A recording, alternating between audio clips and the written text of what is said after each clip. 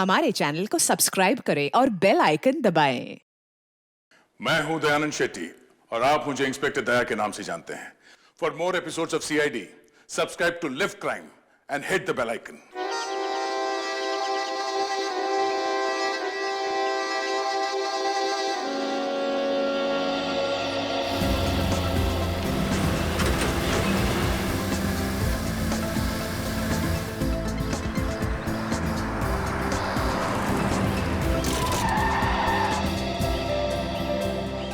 अवनी एक काम करो, गाड़ी को रिवर्स गियर में लगाओ।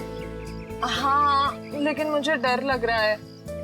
पता नहीं गाड़ी कहीं इधर उधर चली गई तो। कुछ नहीं होगा, जैसा मैं बोलता हूँ वैसा करती जाओ, ओके? एक काम करो, गाड़ी को रिवर्स गियर में लगाओ और धीरे धीरे क्लच दबाओ और धीरे धीरे एक्सीलेटर छोड़ो, बस। अवनी बेटा, हम सिखा देते हैं तुम्हें गाड़ी चलाना।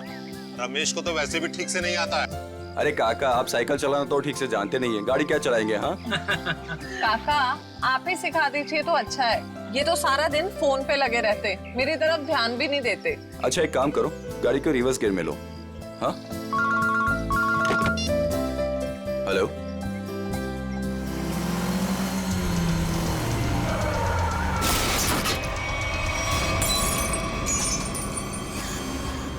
अवनी ये तुमने क्या कर दिया? हाँ, बदबू कहां से आ रही है?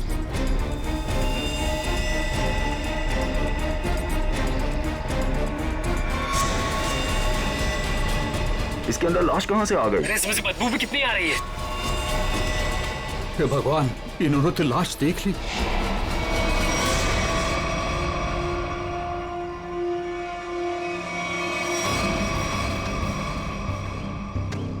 इस मूर्ति का बेस तो एकदम अच्छे से बनाया गया है, कोई लापरवाही की गई ऐसा लगता तो नहीं है।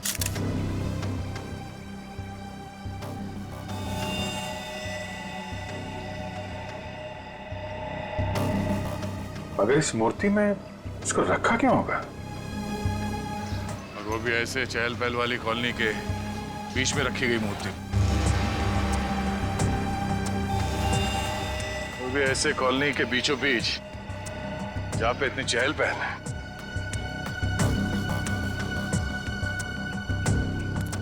सर कॉलोनी के लोग काफी घबराए हुए हैं। किसी को नहीं पता है लाश किसके।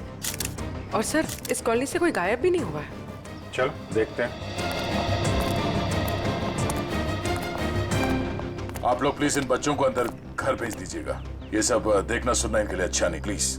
बच्चों, घर जाके खेलो, जाओ। माँ, आजोबा की मूर्ति में क्या था और उससे इतनी बदबू क्यों आ रही थी? घर आके बताती हूँ। बच्चों, मम्मी की बात सुनना चाहिए। हाँ, जाओ घर के अंदर जाओ। आपके बच्चे ने कहा कि ये मूर्ति उनके दादाजी की? जी, मेरे पिताजी की मूर्ति थी। सुमित प्रकाश नाम था उनका। उनकी मूर्ति क्यों बनवाई थी? मेरे पति एक इंजीनियर और साइंटिस्ट थे। सूखे इलाकों के लिए उन्होंने एक नई सिंचाई पद्धति का आविष्कार किया था। इसी से खुश होकर गवर्नमेंट ने उन्हें ये जमीन दान में दी थी। और सुमित जी इतने महान थे कि उन्होंने वो जमीन कॉलोनी को दान कर दी थी और हमने उसी जमीन पर ये बच्चों के लिए ये पार्क बनवा दिया। इसीलिए हमने उनके सम्मान में इस पार्क में उनकी मूर्ति लगवाई। देखिए, ऐसा लगता है कि किसी ने हाल में इस लाश को मूर्ति में छिपाया है। हाँ, कुछ महीनों पहले। आप लोग बता सकते हैं कि मूर्ति यहाँ कब लगाई गई थी? क्योंकि शायद लाश को उसी वक्त अंदर रखा गया था। ये क्या कह रहे हैं सर? ऐसा हो ही नहीं सकता। सुमित जी जिस साल गुजर गए उसी साल ये मूर्ति वहाँ लगवाई गई थी। कम से कम 39 साल हो गए। 39 साल पहले? तो ये हो सकता है कि जब हाल फिलहाल में मूर्ति बदली गई हो या फिर इसकी मरम्मत की गई हो, तब ये लाश इसमें डाल दी गई हो। जी नहीं, जब से ये मूर्ति लगवाई गई है तब से ना इसकी मरम्मत हुई है और ना इसे बदला गया। ऐसे कैसे हो सकता है? कुछ महीनों पहले मरे हुए आदमी की लाश इतनी पुरानी मूर्ति के अंदर कैसे हो सकता है? शायद ऐसा हुआ हो कि रात के अंधेरे में ये काम हुआ हो और आप लोगों को पता नहीं चला। पूर्वी, जरा वॉचमैन से पता करना। सर इस कॉलोनी में करीब 200 फैमिलीज रहती है। अगर किसी ने रात को पुतला बदला होता, किसी ने तो देखा होता, लेकिन यहाँ तो किसी ने कुछ देखा ही नहीं। सर, यहाँ पर 2 वॉचमैन हैं। एक दिन में ड्यूटी करता है और एक रात में। और दोनों का ही कहना है कि किसी ने भी मरम्मत का काम होते हुए नहीं देखा। कमाल है, अगर कोई काम हुआ नहीं है तो फिर ये लाश मूर्ति के अंदर आई कैसे? सचिन, 39 साल पहले ये ब्रॉन्ज की मूर्ति खड़ी की गई हो, तब से लेकर आज तक ना किसी ने उसकी मरम्मत की, ना उस मूर्ति को बदल दिया। हाँ सर, 1976 की बात है सर। हाँ, और आज उस ब्रॉन्ज के पुतले के अंदर मिलती है एक लाश, और कॉलोनी के 40 लोग कहते हैं कि उन्होंने कुछ देखा तक नहीं। कैसे हो सकता है मूर्ति के अंदर लाश? दो ही तरीके आते हैं मेरे दिमाग में। एक, या तो पुरानी मूर्ति के अंदर लाश रखी, या फिर नई मूर्ति बनाकर उसके अंदर लाश डालकर उस नई मूर्ति को पुरानी मूर्ति की जगह रखी गई और पुरानी मूर्ति गायब कर दी गई होगी। सर, लेकिन ब्रॉन्ज की नई मूर्ति बनाने के लिए तो कई दौर से गुजरना पड़ा हो। पहले तो उसने प्लास्टर ऑफ पेरिस का ढांचा तैयार किया होगा, फिर उस ढांचे से उसने नया सांचा तैयार किया होगा, और फिर कम से कम 1200 डिग्री सेल्सियस पे उसने उस ब्रॉन्ज को पिघलाकर उसमें डाला होगा, और फिर उसके टुकड़े किए होंगे। टुकड़ों को फिर वेल्डिंग करके जोड़ा गया होगा, फिर मूर्ति तैयार होगी तो उसे खड़ा कर दिया गया होगा। ये कुछ चुटकी भर में थोड़ी होता है, बहुत टाइम लगा होगा, बहुत टाइम लगा होगा। और सर, लाश को मूर्ति में रखा गया होगा, मूर्ति को कॉलोनी में लाया गया होगा, और फिर पुरानी मूर्ति की जगह रखा गया होगा। पूर्वी, इतनी बड़ी मूर्ति कोई गोदी में उठाकर तो नहीं ला सकता। उसे लाने के लिए ट्रक या फिर कोई बड़ी गाड़ी लाई होगी। उसके साथ साथ उसे खड़े करने के लिए क्रेन लाया गया होगा। इतना सब अगर हुआ है, फिर भी कॉलोनी के लोग कहते हैं कि उन्हें कुछ मालूम नहीं, ऐसा कुछ हुआ ही नहीं। सर फिर तो पहला वाला तरीका इस्तेमाल किया गया होगा सर। बॉडी को कॉलोनी में लाया गया होगा और फिर मूर्ति में रख दिया गया होगा। पंकज, मूर्ति को लेटाया गया होगा, उसके बाद उसके अंदर लाश को रखा गया होगा, और फिर उसे खड़ा भी किया होगा। कैसे हो सकता है? कैसे हो सकता है ये? सर, इतना अजीब तरीका लाश को ठिकाने लगाने का, खूनी को ये सब करने की जरूरत क्या थी? वही तो, इतनी तकलीफ क्यों? लाश को ब्रॉन्ज की मूर्ति के अंदर ही क्यों? कोई ना कोई वजह तो जरूर होगी, पर है कौन ये? है कौन ये? लाश है किसकी? कैसे मरा ये? मरा या मारा गया? इस आदमी की उम्र 45 साल है और इसकी मौत इसके सर पे लगी चोट की वजह है। अरे sir sir sir sir, Hindi में बोलेंगे तो मुझे भी समझ में आएगा। क्या बोल रहे हैं? इस आदमी की उम्र 45 साल है और इसकी मौत इसके सर पर लगी चोट की वजह से हुई है। ये हुई ना? Thank you. और कुछ और बता सकते हैं? कोई जादू है? चुटकी बजाऊंगा हो जाएगा? अरे कोई जादू है जो चुटकी बजाऊंगा सब कुछ हो जाएगा? मन तो करता है चुटकी बजा दूं और ये आदमी गायब हो जाए। क्या बोले तुम? मतलब मैं कह रहा था साड़ुंके साहब, आप चुटकी बजा दे तो केस सॉल्व हो जाएगा। कितना किया है? ये तो कुछ भी नहीं है। हाँ, लेकिन अभी मेरा चुटकी बजाने का मूड नहीं। ठीक है, तो मैं उधर बजा लेता हूँ चुटकी। किधर चले जाते हो? हाँ देखिए आप, तारिका जी।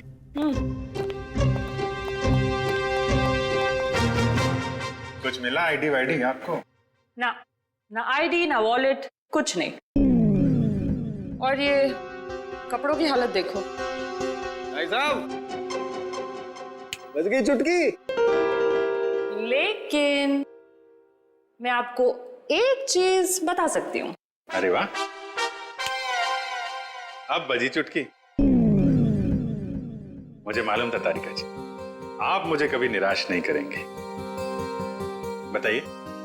मैं आपको ये बता सकती हूँ कि ये लाश कितने समय तक उस मूर्ति में थी। अच्छा, कितने समय से? ये लाश ब्रॉन्ज की मूर्ति में बंद थी, वातावरण के प्रभाव में आए बिना। कुछ टेस्ट के बाद ये पता चला है कि 2 महीने से ये लाश उस मूर्ति में बंद थी। ओह, मतलब इस आदमी का खून 2 महीने पहले हुआ है? लगता तो ऐसा ही है। लेकिन सर, किसी ने इस लाश को देखा किसी ने उस मूर्ति में रखते हुए?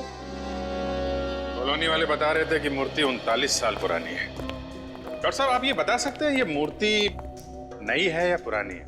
ये मूर्ति 39 साल पुरानी नहीं है, नई है।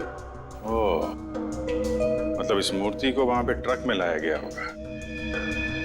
किसी ने ट्रक को देखा कैसे नहीं? मुझे नहीं पता। सालू के साहब, किसी ने उस क्रेन को कैसे नहीं देखा जिसके जरिए उस मूर्ति को अपनी जगह पे रखा गया? मुझे नहीं पता। सालू के साहब, उस मूर्ति में वेल्डिंग कब और कैसे की गई? मुझे नहीं पता, मुझे नहीं पता, मुझे नहीं पता। ठीक है सर, मुझे लगता है लाश की गंध की वजह से सालूम के साहब का दिमाग खराब हो गया है। क्या बोल रहा है? क्या बोल रहा है? क्या बोल रहा है? क्या बोल रहा है? देखो, मुझे परेशान मत करो, मुझे इस लाश का चेहरा भी बनाना है। Don't disturb me. सर, आपसे कोई सवाल नहीं करेंगे, आप चेहरा बनाइए। चलो, एक बात तो ये पता चल गई कि मूर्ति नहीं है और किसी ने उसमें लाश रखी है। और कैसे सर? कैसे और कब का पता बाद में लगाएंगे। पहले ये पता लगाना है कि ये नई मूर्ति बनाई किसने।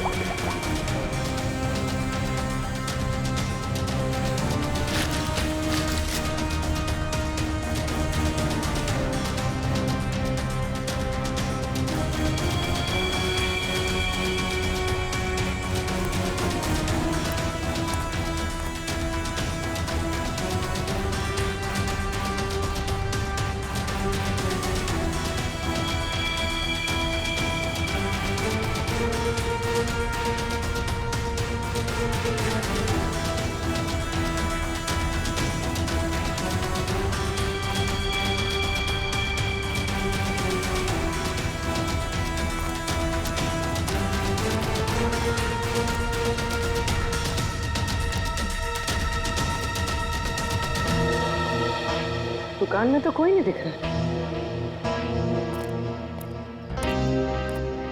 वाह, एक खूबसूरत लड़की मेरे दुकान पे। सीआईडी से हूँ मैं। तो क्या हुआ? लगता है तुम्हारा दिमाग ठिकाने पे नहीं है मिस्टर कुमार। क्या? कुमार? मैं किसी कुमार सुमार को नहीं जानता और न मैं कुमार सुमार हूँ। तुम निशित कुमार नहीं हो जिसकी ये दुकान है?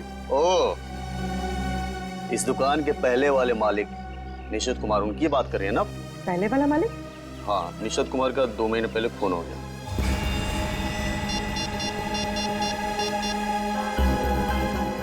हेलो, अभिजीत साहब।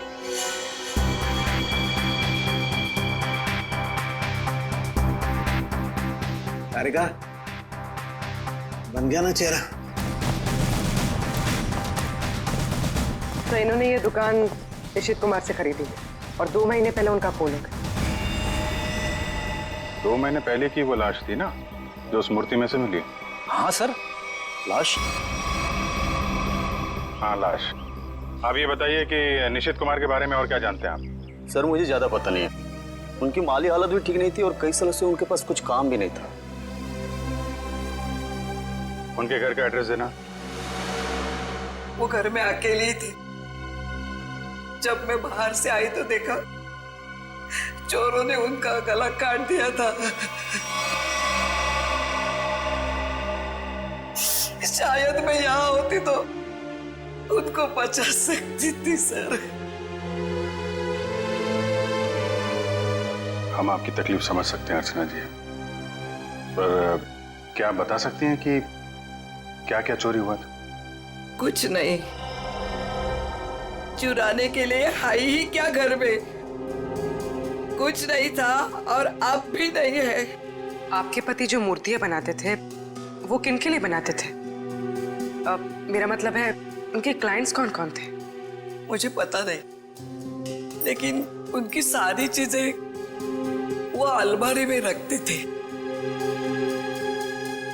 हम वो अलमारी देख सकते हैं? जी। अलमारी देख लो जरा।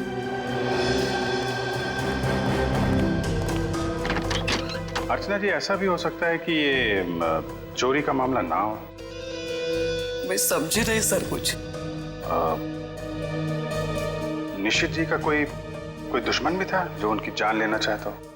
सर, मामूली सा शिल्पकार का दुश्मन कौन हो सकता है?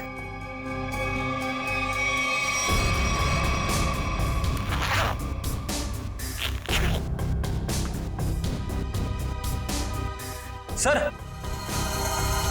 हाँ बेट,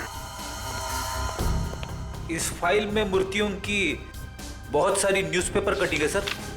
वो जो सारी मूर्ति बनाते थे ना, उसका सारा रिकॉर्ड इसी फाइल में रखते थे। और सर, ये देखिए। तो ये मामला है। सुमित जी की मूर्ति भी इन्होंने बनाई थी 1976 में।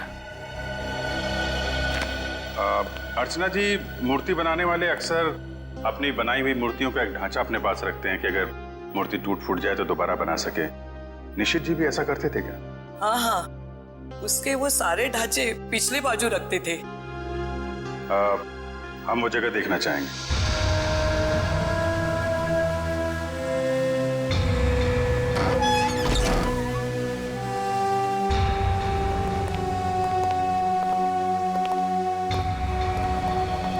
सर, आप सब देख रहे हैं ना, ये उनकी पूरी जिंदगी की कारीगरी है। उन्होंने जितनी भी मूर्तियां बनाई थी, उन सबका एक एक ढांचा यहाँ है।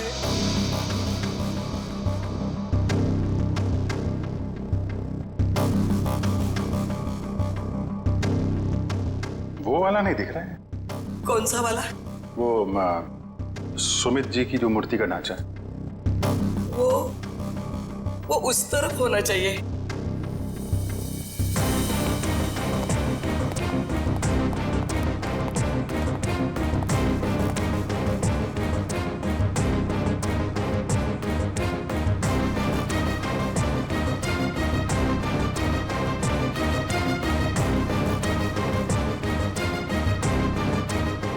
आप क्या देख रहे हैं? ये मिट्टी देख रहे हो? यहाँ पे कोई ढांचा था जो अब नहीं है। अर्चना जी, हाँ, वो सुमित कुमार जी की मूर्ति का ढांचा यहीं पे था?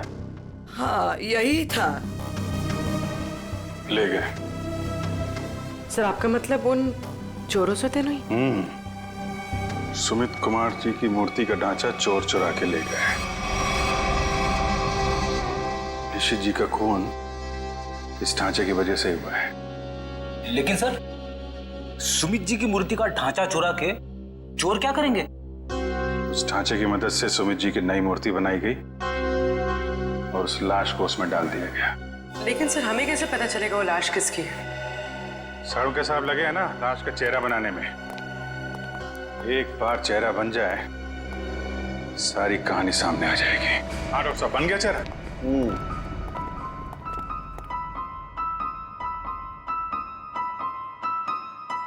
ये देखो बॉस, ये है वो मरा हुआ आदमी। क्या? ये कैसे हो सकता है? डॉक्टर साहब, ये क्या मजाक है? भाई साहब, मैं मजाक नहीं कर रहा हूँ, यही है उस आदमी का चेहरा, ऐसा ही दिखता है वो। मैं जानता था, मुझे बिल्कुल पता था ये कुछ ऐसा करेंगे जिससे सारा केस उलट जाए। क्या बात कर रहे हो यार तुम? मैं ऐसा क्यों करूंगा? क्या हो गया तुम्हें? अभिजीत, ये क्या कह रहे हो तुम?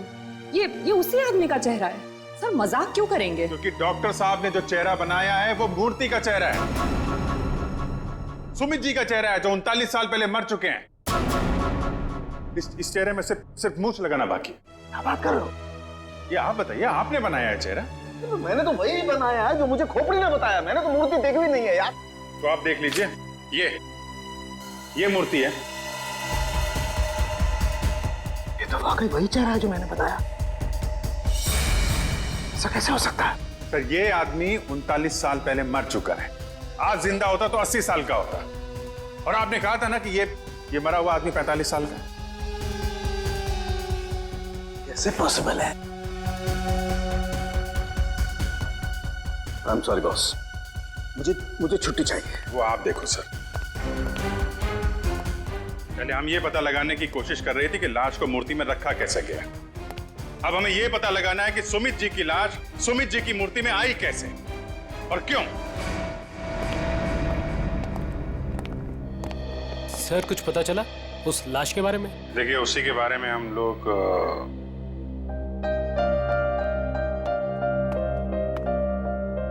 बच्चों, हमें आपकी नानी और मम्मी से कुछ जरूरी बात करनी है। और बातें ऐसी हैं जो आप लोगों को नहीं सुननी चाहिए, तो आप लोग प्लीज अंदर जाइए। क्यों? हम क्यों नहीं सुन सकते? ये बड़ों की बातें हैं, बच्चों का कोई काम नहीं। हमें पता है, हमारे आजोबा की मूर्ति में से लाश मिली है ना। आप उसी के बारे में बात करने आए हो ना? हाँ, और कुछ जरूरी बातें हैं। आप लोग अच्छे बच्चे हो ना? हो ना? प्लीज अंदर जाओ।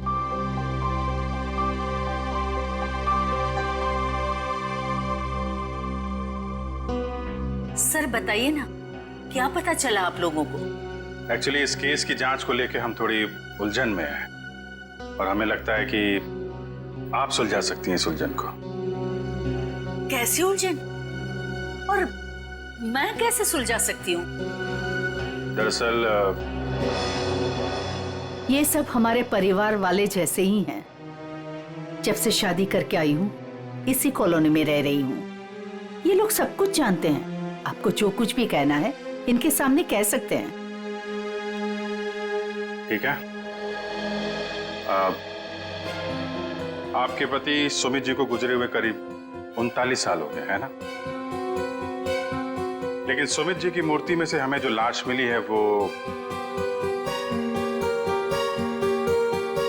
सुमित जी की है।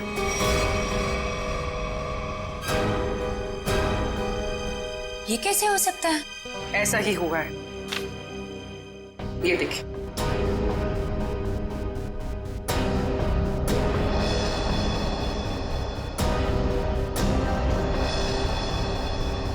इतने यकीन के साथ आप ये कैसे कह सकते हैं? हाँ, ये हो ही नहीं सकता। जरूर कुछ भूल हुई है आप लोगों से। कोई भूल नहीं हुई। ये एक साइंटिफिक मेथड है जिसमें लाश की खोपड़ी का चेहरा बनाया गया है और यही चेहरा बना है सुमित जी का। लेकिन मेरे पिताजी की लाश कैसे आ सकती है? ये मुमकिन नहीं है। वही तो, लाश की उम्र करीब 45 साल की है। आपके पिताजी जिंदा होते तो 80 साल के ऊपर के होते। अब बात यह है कि 80 साल का आदमी 45 साल का कैसे हो गया? ये मैं कैसे जान सकती हूँ? अब आपको नहीं पता तो हमें कैसे पता होगा? चेहरा तो बिल्कुल आपके पति का ही है। सर, उनकी मौत के बाद उनका अंतिम संस्कार मैंने ही किया था। अगर किसी ने लाश बदल दी हो या कहीं किसी तरह वो जिंदा भी होते तो भी 80 साल का इंसान 45 साल का हो ही नहीं सकता। वही तो, यही बात हमें परेशान कर रही है। अच्छा, आपके परिवार में कोई ऐसा आदमी था जो बिल्कुल सुमित जी से मिलता जुलता हो? नहीं, जब से मैं उन्हें जानती हूँ या जब से मेरी शादी हुई है, मैंने तो ऐसा किसी को नहीं देखा जो उनकी तरह दिख रहा हो। चूंकि उस मरे हुए आदमी का चेहरा हूबहू आपके पति से मिलता जुलता है और उन दोनों में कोई संबंध है या नहीं, ये जानने के लिए मालती जी हमें आपकी थोड़ी मदद चाहिए। कैसी मदद? अगर आपको बुरा ना लगे तो हमें आपका डीएनए उस मरे हुए आदमी से मिला के देखना होगा। यही एक तरीका है सच्चाई को जानने का।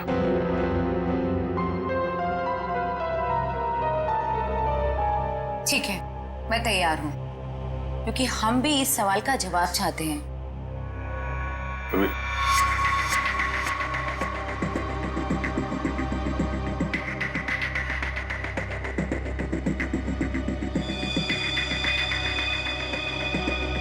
Thank you. हम फिर मिलेंगे और तब जवाब के साथ मिलेंगे। आता रेखा जी, डीएनए रिपोर्ट आ गई? पार्शियल मैच है। क्या पार्शियल मैच है? देखा, इसका मतलब सालू के गलत नहीं था बॉस। ये आदमी सुमित के परिवार का ही। बाप का डीएनए बेटी में भी है और इस मरे हुए आदमी में भी। निश्चित रूप से ये आदमी सुमित के परिवार का ही कोई है। अगर ये सुमित का रिश्तेदार है तो किसी ने इसे पहचाना कैसे नहीं? कोई तो होगा जो इसे पहचानता। ये बड़ी चौंकाने वाली बात है। आपने जो इसका चेहरा बनाया था उसकी फोटो हमने अखबार में भी भेजी, लेकिन ऐसा कोई भी आदमी सामने नहीं आया जो इसे पहचानता हो।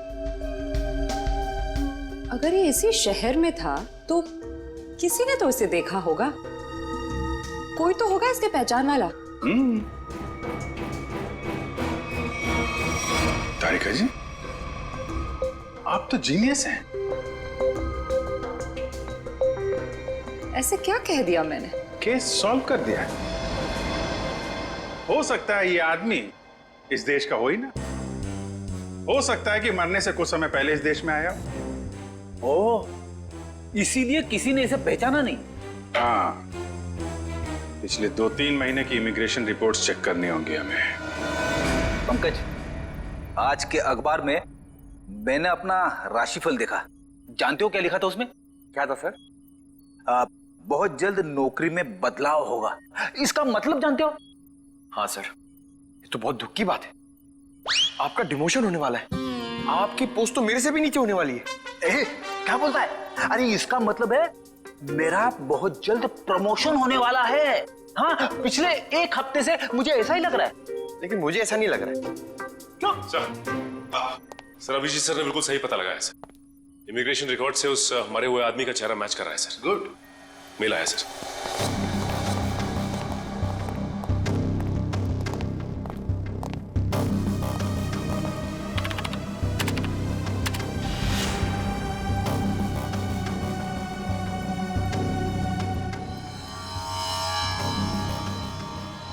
सचिन, ये तो बिल्कुल सुमित जैसे ही दिखता है। इसका नाम ब्रेंडन है, उम्र 45 साल और 2 महीने पहले यूके से आया था सर। मतलब आते ही मौत हो गई उसकी। सर इसका नाम तो अंग्रेजों जैसा है पर लगता है इंडियन है। इस ब्रेंडन का घर का पता, फोन नंबर कुछ है? हाँ सर, जरूर। पूर्वी, इस नंबर पे फोन करो। घर का ही फोन नंबर होगा ही। उसके माता पिता से बात करो, मगर सावधानी से। शायद उन बेचारों को पता भी नहीं होगा ब्रेंडन के साथ क्या हुआ है। और देखो बातचीत में कुछ पता चलता है क्या इस ब्रेंडन के बारे में। सर। हाँ सर, मैं सीआईडी छोड़ रहा हूं। अब और बर्दाश्त नहीं होता, मैं पागल हो जाऊंगा। क्यों? ऐसा क्या हो गया? इस केस में बहुत कंफ्यूजन है और सबसे बड़ी बात तो यह है कि वो आदमी अंग्रेज निकला। मेरा दिमाग फट जाएगा सर। मैं भी छुट्टी पे जा रहा हूं, सालू के साथ। अभी जाओ, अभी जाओ, इसी वक्त। बोरिया भी सरा बांधो, निकल जाओ सीआईडी से। जाओ और कुछ समय बिताओ अपनी बीवी के साथ, शायद कुछ अकल आ जाएगी। जाओ। सर, आपका राशिफल तो सही निकला। नौकरी में बदलाव मतलब आपका रेजिग्नेशन, इस्तीफा।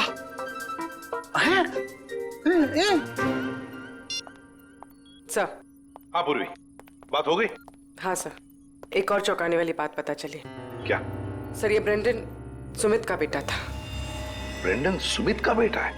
वो कैसे? उसकी पहली शादी से। सुमित ने बेatrice नाम की एक अंग्रेज औरत से 1970 में शादी की थी। बेटे को जन्म देते हुए वो औरत मर गई। बीवी की मौत के बाद उसका दिल टूट गया और वो अपने इस बेटे को लेकर इंडिया वापस आना चाहता था, लेकिन उसकी बीवी के घर वालों ने बच्चे को आने नहीं दिया। इसलिए बच्चे को नाना नानी के पास छोड़कर वो इंडिया आ गया। और इंडिया में आने के बाद उसने अर्चना से शादी की और अपनी पिछली जिंदगी मिटा दी, किसी को कुछ भी नहीं बताया। और इसीलिए सुमित के इस बेटे ब्रेंडन के बारे में यहाँ पे किसी को भी कुछ पता नहीं था। Yes sir. हाँ, लेकिन ये ब्रेंडन इंडिया आया क्यों? क्यों आया ये?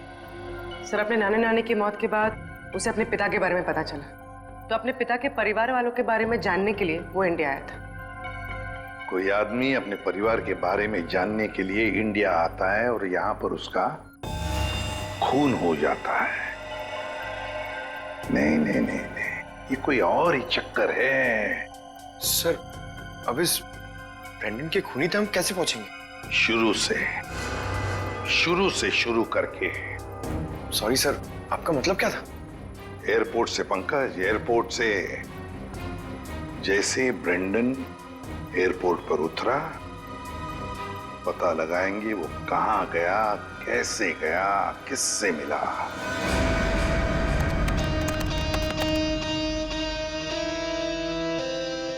सर, ये फुटेज एयरपोर्ट के अराइवल गेट की है सर, जब ब्रेंडन इमिग्रेशन से बाहर निकल चुका था। सर, ये रहा ब्रेंडन, ये कैप वाला आदमी ब्रेंडन से मिलने आया? कैप की वजह से उसका चेहरा ठीक से दिख नहीं रहा है। जरा जूम करो उस पर।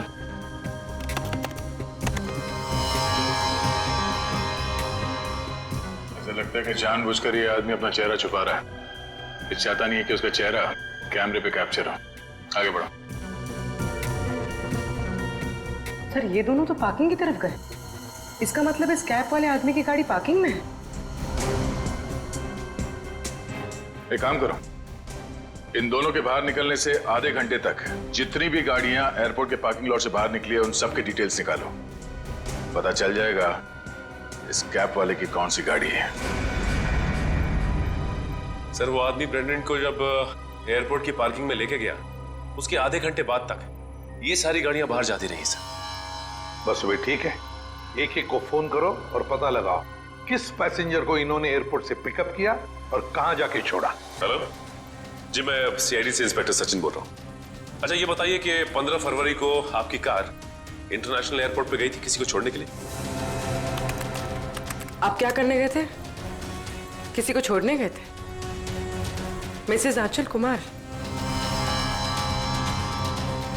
ओके पूर्वी। ओके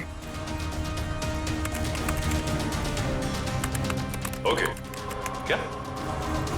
किसको छोड़ने गए थे? Peter Frank. अच्छा, ये कौन सी फ्लाइट से आए? ओके।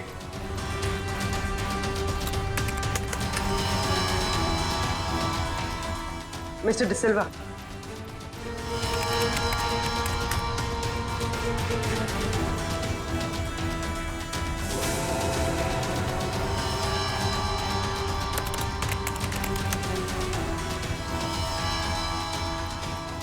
ओके पूर्वी, अब बचा है सिर्फ एक नंबर, ये VH 543259।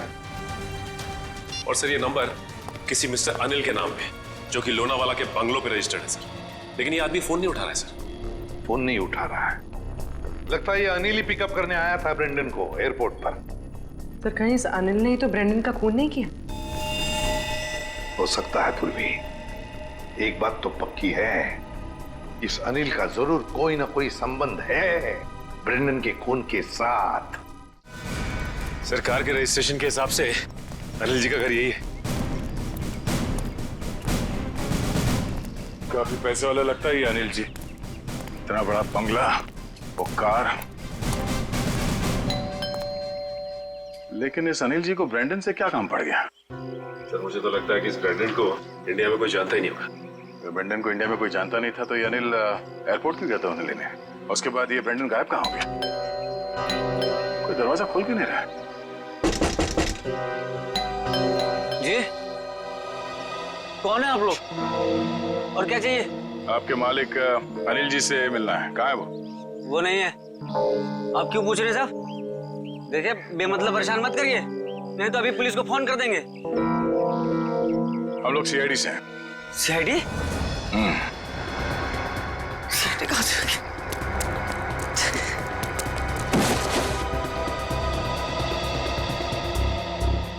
अब ये हमारे किसी काम का नहीं है।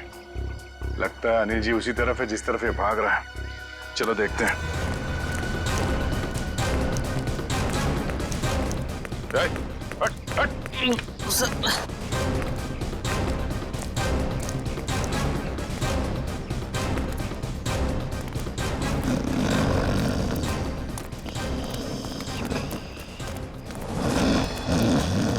लगता है यही अनिल जी है। अनिल जी, मालिक और नौकर एक साथ शराब पी रहे थे यहाँ पे। अनिल जी, अनिल जी, जी। हम ये जानने आए कि कुछ महीने पहले आप ब्रेंडन को एयरपोर्ट से लेकर कहाँ गए थे? एयरपोर्ट? ब्रेंडन? मैं कुछ नहीं समझ पा रहा यार, क्या बोल रहे हो तुम? हम ये कह रहे हैं कि ब्रेंडन को लेके आप एयरपोर्ट से आए थे और ये हमने सीसीटीवी फुटेज में देखा है।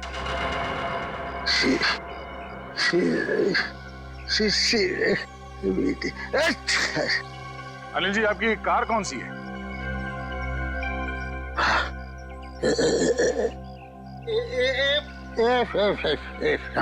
सच्चाई तो ये है कि ना तो ये बंगला आपका है और ना ही वो कार।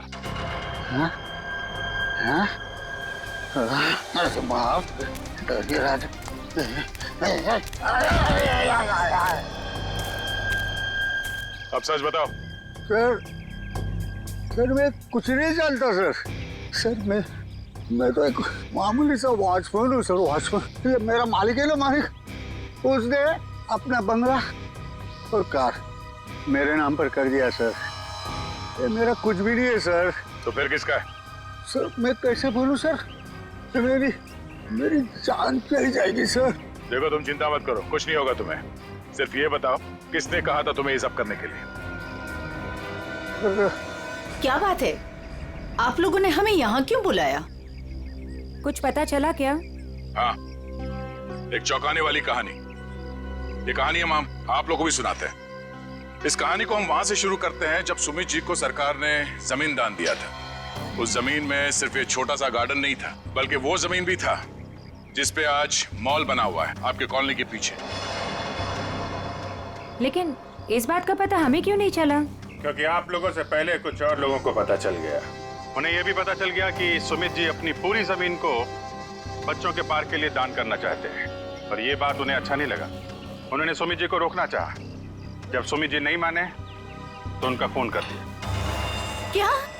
जी हाँ, सुमित जी का एक्सीडेंट कोई एक्सीडेंट नहीं था। इसकी प्लानिंग की थी उन लोगों ने, और उन लोगों ने जमीन का एक छोटा सा हिस्सा आपके कॉलोनी को दिया और बाकी बिल्डर्स को बेच दिए। वो मॉल जहाँ पे खड़ा है वो जमीन। बिल्डर से मिले पैसे से ऐश कर रहे हैं वो लोग। उनके पास देश विदेश में बहुत सारे घर हैं, बंगलो हैं, ढेर सारी गाड़ियां हैं, और ये बात किसी को नहीं पता, उनके दोस्तों और परिवार वालों को भी नहीं। और सुमित जी का बेटा ब्रेंडन जब अपने परिवार वालों से मिलने इंडिया आया तो उसे भी मार दिया गया। क्यों, ये हमें मालूम नहीं। और फिर बेटे की लाश को पिता के मूर्ति में छुपा दिया। अब ये कैसे किया है, ये हम जानना चाहते हैं। लेकिन वो कौन लोग हैं? यही हैं वो लोग। सच तो ये इसी कॉलोनी में रह रहे हैं, धोखे और खून से कमाए हुए पैसों पर ऐश कर रहे हैं, लेकिन हम उन्हें जानते हैं।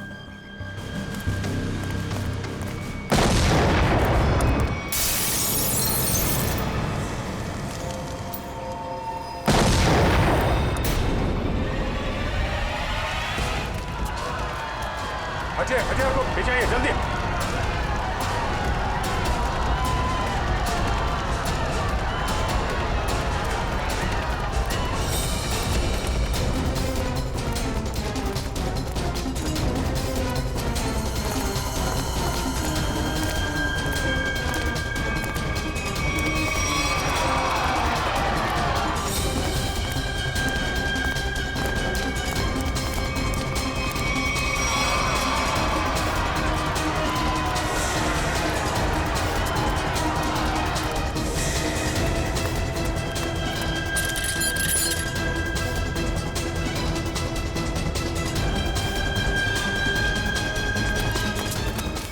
आनंद, आनंद संभालना यार। अरे अरे क्या हो रहा है ये?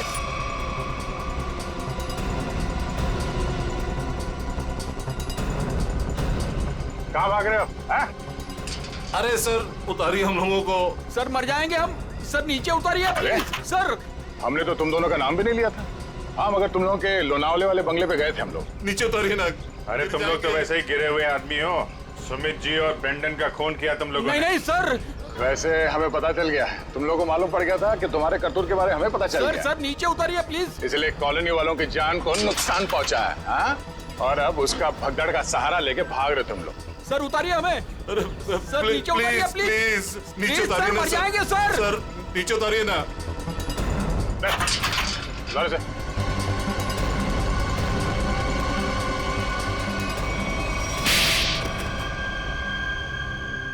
लेकिन वो तो आपके दोस्त थे, फिर आपने उनको क्यों मार दिया? क्योंकि इनके लिए पैसा दोस्ती से ज्यादा मायने रखता है। लेकिन ब्रेंडन को क्यों मारा? सर एक्चुअली हम उसे मारना नहीं चाहते थे। हम उसे एयरपोर्ट से सीधा हमारे खाली पड़े हुए फ्लैट पे लेके गए। हमने सोचा था हम उसके बाप के मरने की झूठी कहानियां सुनाकर उसको यूके वापस भेज देंगे, और उसने हमारी वो बातें सुन ली थी जिसमें हमने सुमित को मारने का जिक्र किया था। इसके लिए उसको मारा सर। लेकिन उसकी लाश मूर्ति में क्यों छुपाई? हम नहीं चाहते थे कि उसकी लाश किसी भी हालत में सीआईडी को मिले। अगर हम उसे जलाते, दफनाते या किसी तालाब झील में उसकी लाश छोड़ देते तो एक न एक दिन तो लाश मिल ही जाती ना। फिर तो हम पकड़े जाते।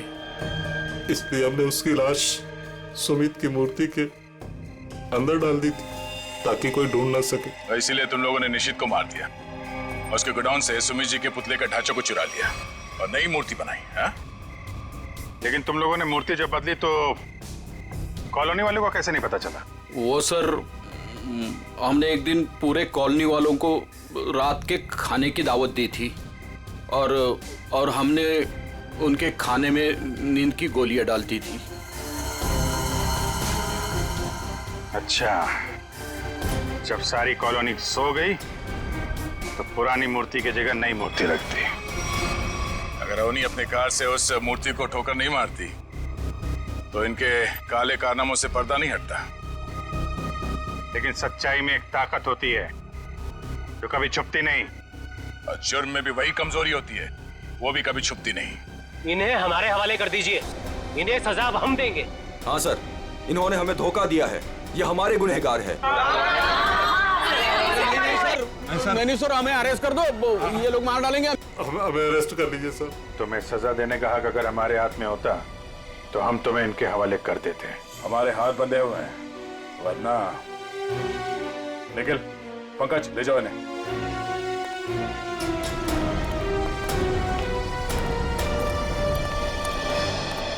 बेटा, आप लोगों का बहुत बहुत शुक्रिया कि आप लोगों ने ये गुत्थी सुलझाई और छिपे हुए गुनहगारों को पकड़ लिया।